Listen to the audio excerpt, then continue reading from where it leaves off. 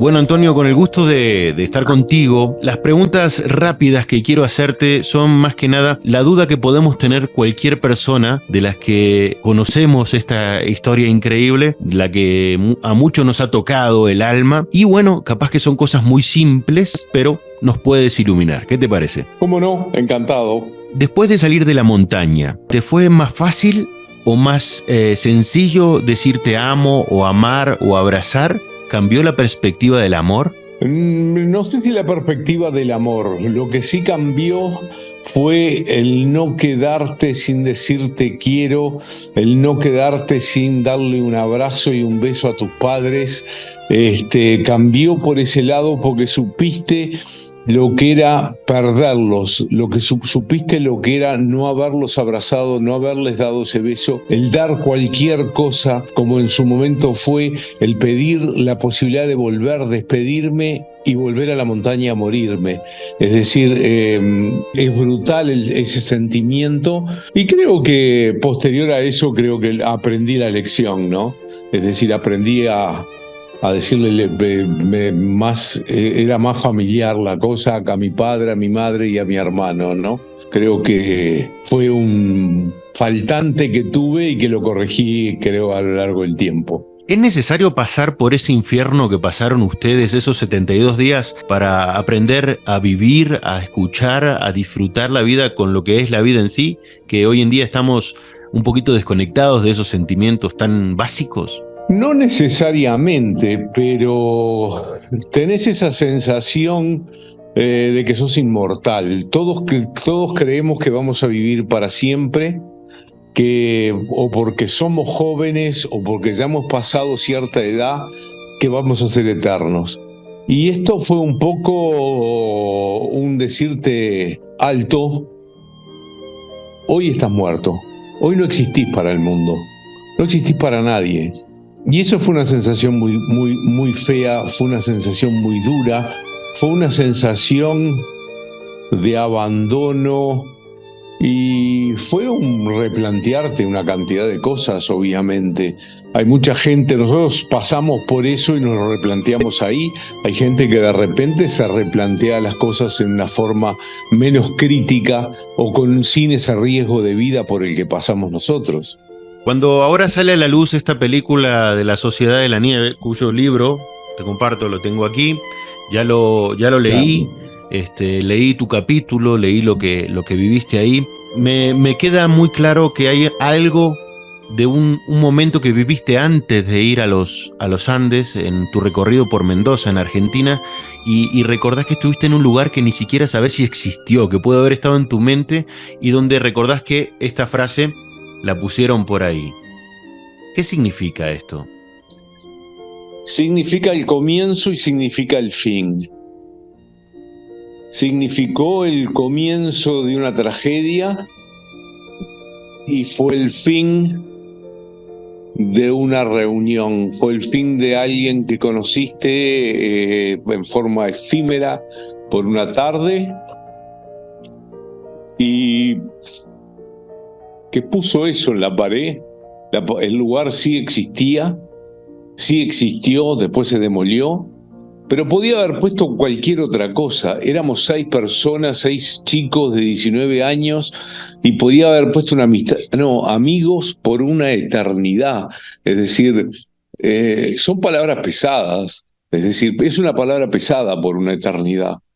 Y después se dio eso. Cuando las chicas, años después me entero y se llaman entre ellas, porque eran primas y una era una hermana, llaman a la prima y le dicen, los chicos con los que estuvimos ayer se estrellaron en la cordillera. Es brutal el pensar eso. Y el haber escrito a esos amigos por una eternidad a mí me conmovió, a mí me golpeó mucho. Y porque además fue amigos por una eternidad para Numa, que estaba conmigo, y para el Flaco Menéndez también. Así que por otro lado se cumplió eso que decía ahí. Es increíble, tú eres un testimonio viviente de esta historia, es un honor hablar contigo.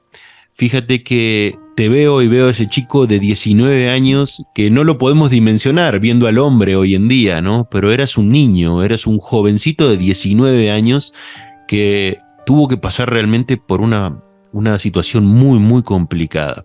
Me imagino que tienes recuerdos de cómo eras tú antes del accidente. Quisiera que me digas qué le dirías a ese joven antes de subir al avión. Antes de subir al avión, divertite mucho y pasala bien. Nunca sabés qué te va a pasar. Nunca sabés qué va a ser en unas horas, qué va a pasar mañana, pasado. Creés que tú vas a estar. Creés que vas a disfrutar. Horas antes de subir al avión, cuando vamos esa mañana, decido no desayunar porque iba a desayunar langostinos en Santiago de Chile. Es decir, eran unas horas de viaje y se cortó todo. Se te cortan las cosas. ¿Qué te podés decir? Está lo mejor preparado posible para esperar lo inesperado. ¿Y si le dirías que no suba al avión? No, en el avión estamos todos. Qué grande esa frase. Todos los días estamos en el avión.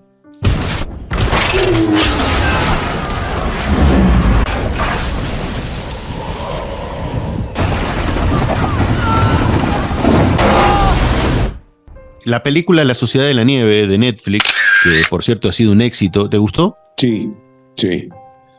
Sí, me encantó.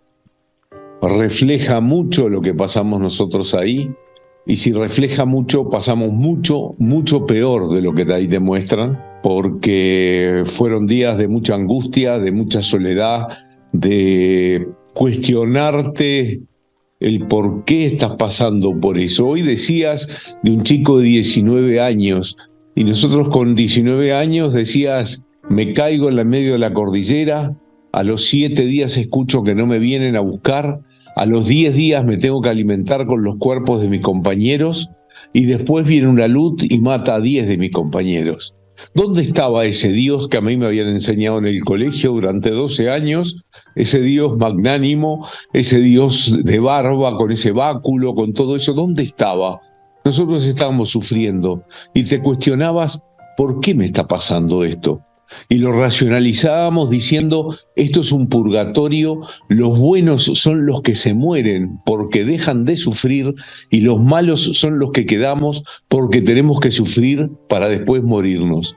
Meté eso en la cabecita, digerí eso en la cabecita, pensalo todas las noches en la cordillera. Era brutal, era una picadora de carne, una trituradora de cabezas, una trituradora de gente. Yo siempre tengo esa idea de que fue mucho peor de lo que podemos imaginar, porque he estado analizando la historia desde varios ángulos, leyendo la historia de varios de los sobrevivientes, y no podemos dimensionar lo que es haber tenido que dormir con los muertos, tener que estar conviviendo con ellos, ni hablar de alimentarse.